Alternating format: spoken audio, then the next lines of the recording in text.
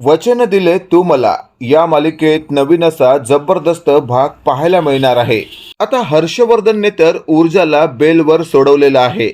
ऊर्जा तुरुंगाच्या बाहेर आहे आणि त्याचाच फायदा घेण्यासाठी आता ती आपल्या परीने सगळे पुरावे शोधण्याचा प्रयत्न करत असते।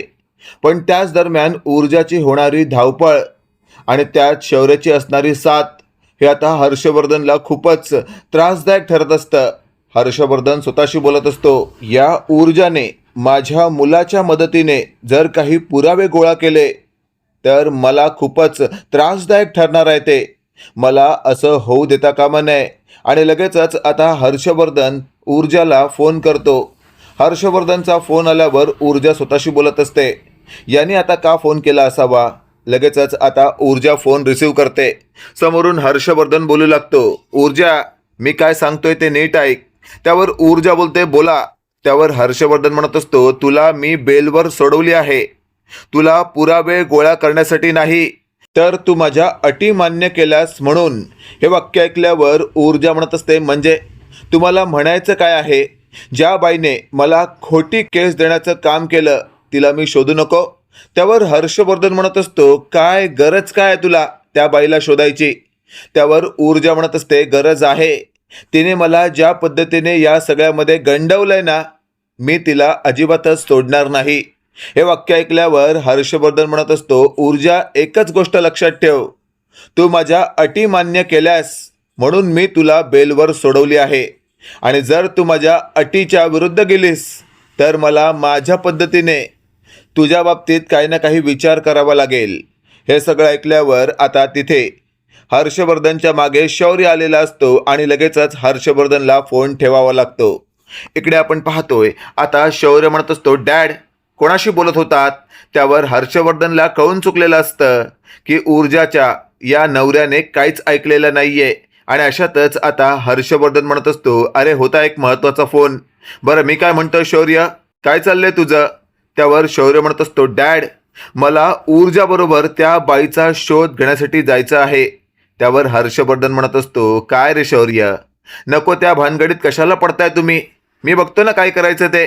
तुम्हाला अजिबातच कसलीही धावपळ किंवा कसलीही शोधाशोध करायची गरज नाहीये, हे तूही लक्षात ठेव आणि तुझ्या बायकोलाही समजाव। आणि महत्त्वाचं म्हणजे तुला जर असं वाटत असेल की तुझी बायको पुन्हा तुरुंगात जाऊ नये तर तिला सांग, या सगळ्यामध्ये अजिबातच काही गडबड करायची गरज नाहीये। त्यावर शौर्य म्हणत असतो, डॅड अहो नका काळजी करू तुम्ही, ऊर्जा तुमच्या शब्दाबाहेर नाहीये। आणि अशातच आता थेट हर्षवर्धन स्वतःशी बोलत असतो, वा आता तर मला लवकरात लवकर माझा प्लॅन बी सुरू करावा लागेल। इकडे आपण पाहतोय आता ऊर्जा ही खूपच डिस्टर्ब असते आणि डिस्टर्ब असणाऱ्या ऊर्जाला आता शौर्य भेटतो। शौर्य म्हणत असतो, काय ग काय झालंय, तुझा चेहरा का पडलाय? त्यावर ऊर्जा स्वतःशी बोलत असते, कसं कसं समजावू तुला, तुझ्याच डॅडने मला या सगळ्यात अडकवलंय। बाहेर जरी काढलं असेल तरी मला वेगळ्या पद्धतीने अडकवलंय, मी तुला काही सांगूही शकत नाही आणि त्या हर्षवर्धनच्या विरोधात मी काही करूही शकत नाही। पण मला शांत बसून चालणार नाहीये, मला या हर्षवर्धनच्या विरोधात काही ना काही पुरावे शोधावेच लागणार आहेत। पण मी एकटी कसं काय करू शकते? मला शौर्य तुझी मदत लागणारच आहे। पण जर या हर्षवर्धनला समजलं की तू माझी मदत करतोयस तर नक्कीच तो मला पुन्हा या सगळ्यामध्ये अडकवण्याचा प्रयत्न करेल। आणि अशातच आपण पाहतोय इन्स्पेक्टर मानेने शौर्यला फोन केलेला असतो।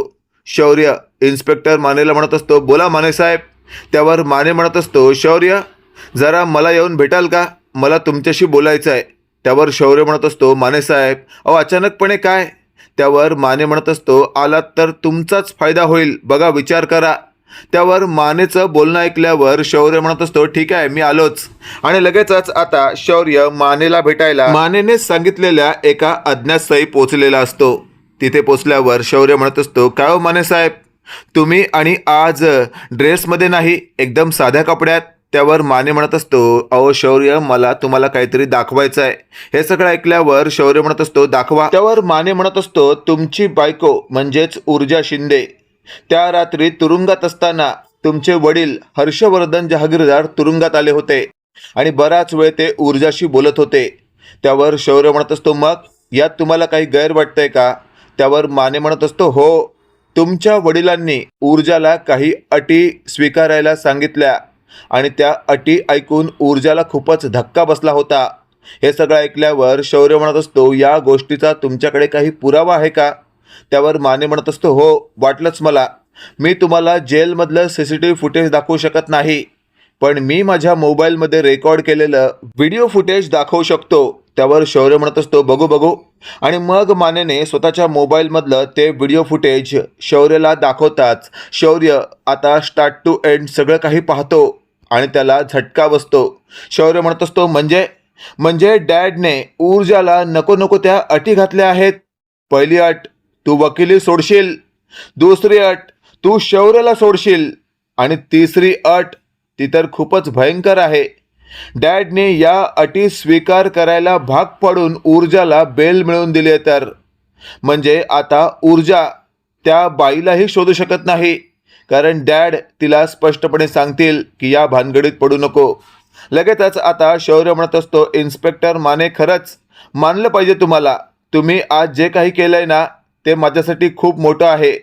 मी तुम्हाला सांगतो, तुम्हाला उभ्या आयुष्यात कधीही गरज पडली तर एका पायावर मी उभा राहीन. आज तुम्ही मला केलेली मदत मी कधीच विसरणार नाही.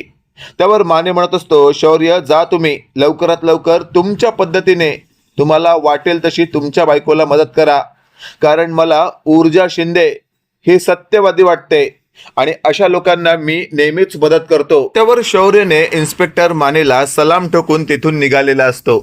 अशातच आपण पाहतोय आता ऊर्जाजवळ डायरेक्ट शौर्य पोचतो आणि लगेचच आता शौर्यने समोर डिस्टर्ब असणाऱ्या ऊर्जाला मिठीत घेतलेलं असतं. शौर्य म्हणत असतो, ऊर्जा, तू तुझ्या मनातलं मला का सांगत नाहीस?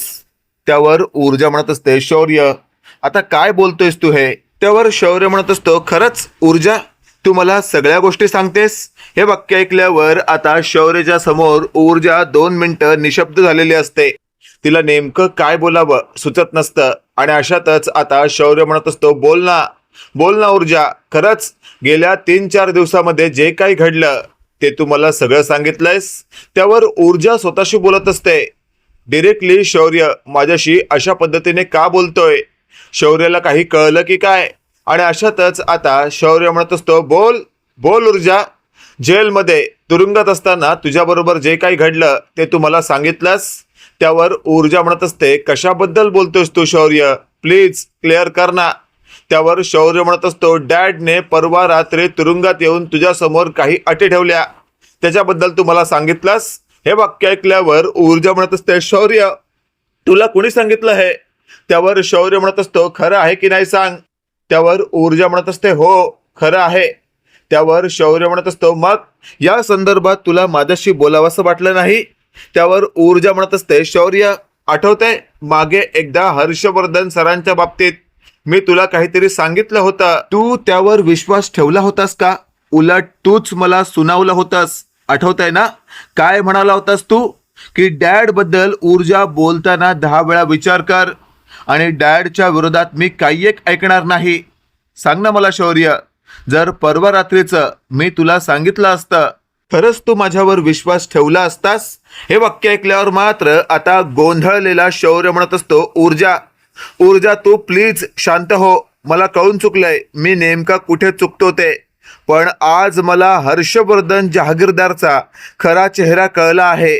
त्यावर ऊर्जा म्हणत असते, थांब, आधी मला सांग, नेमकं तुला हे सगळं कळलं कसं?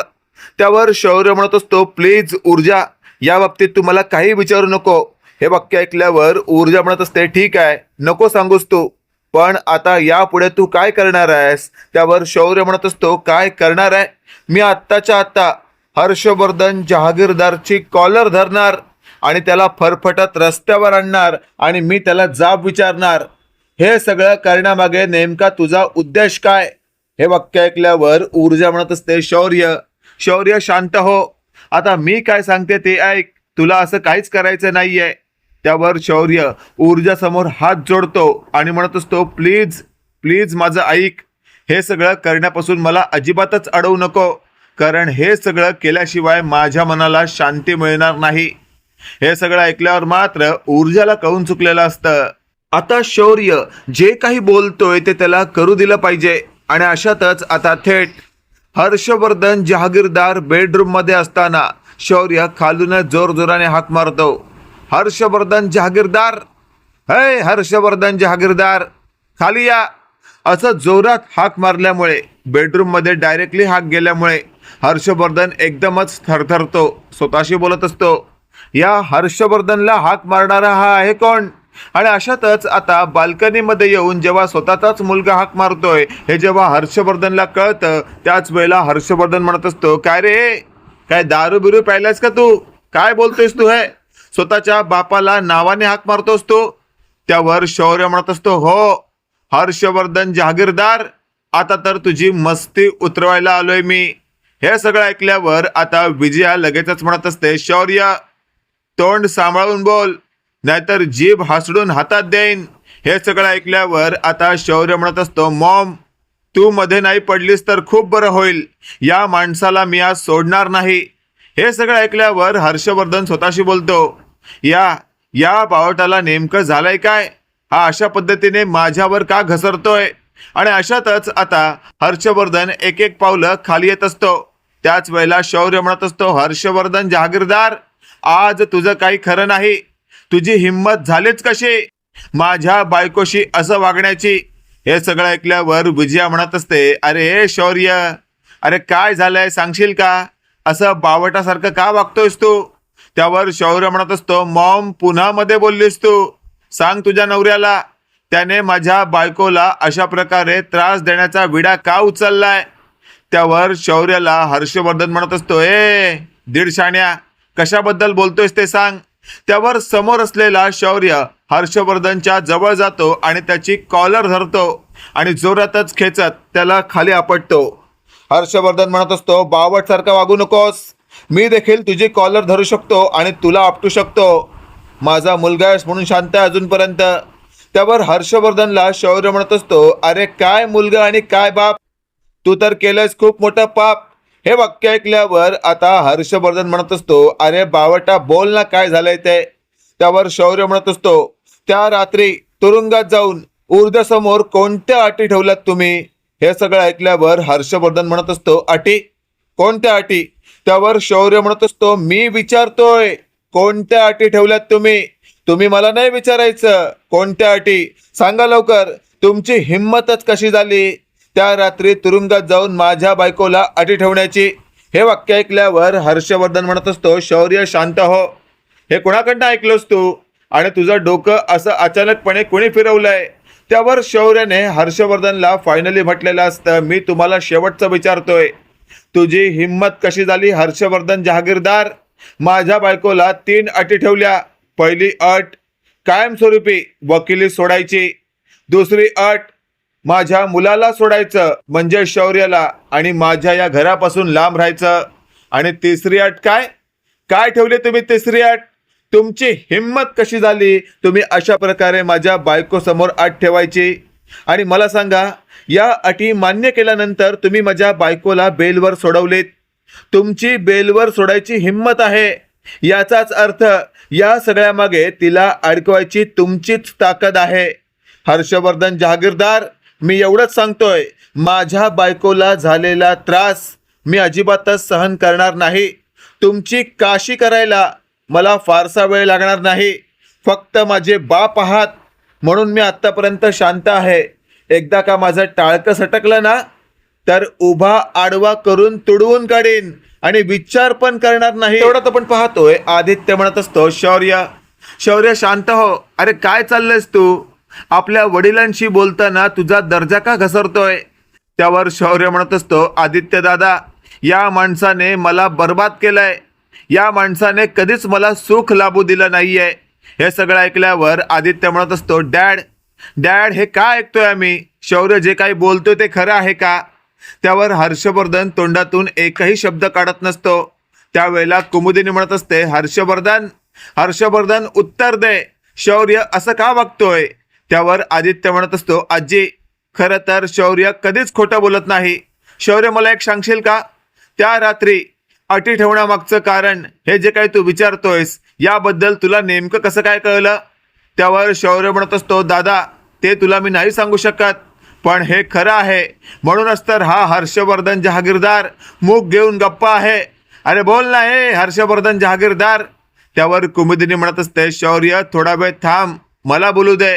आणि अशातच आता कुमुदिनीने आडेवेडे न घेता हर्षवर्धनच्या दुपती नसीला हात लावलेला असतो.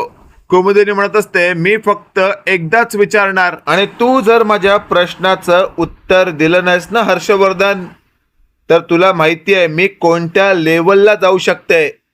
आता आईसाहेब आपल्याला जणू एका प्रकारे शेवटची संधी देत आहेत, आणि त्या संधीचं आपण सोनं केलं पाहिजे हे आता हर्षवर्धनला कळून चुकलेलं असतं. आणि अशातच आता हर्षवर्धन बोलू लागतो, आईसाहेब मला माफ करा.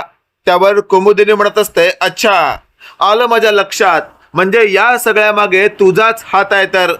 त्यावर हर्षवर्धनला आता एका झटक्यात शौर्याने धरलेलं असतं, आणि लगेच गराक्कन फिरवत शौर्य म्हणत असतो, आता तर तुझं काही खरं नाही. लगेचच आता जेवणिंग टेबलवर बसलेला टेबल उचलून आता शौर्याने हर्षवर्धनच्या टाळक्यात घालण्याचा प्रयत्न केलेला असतो. तेवढ्यात आदित्य मध्ये पडतो आणि म्हणत असतो, ए शौर्य, हे असल्या प्रकारचं कांड आपल्या घरात करायचं नाही, आणि तू शिकला सवरलेला आहेस, हे आपल्यासारख्या लोकांचं काम नाहीये. तेवढ्यात शौर्य म्हणत असतो, दादा तू मला अडवू नको. मित्रांनो, काय वाटतंय तुम्हाला, येत्या काळामध्ये शौर्य खरंच असं काही करू शकतो का? कारण हर्षवर्धनने त्याच्या बायकोला नको तेवढा त्रास दिलेला आहे. मित्रांनो, हा आजचा भाग तुम्हाला नेमका कसा वाटला कमेंट करून नक्की कळवा, आणि असेच नवनवीन अपडेट पाहण्यासाठी व्हिडिओला लाईक आणि चॅनलला नक्की सबस्क्राईब करा. धन्यवाद.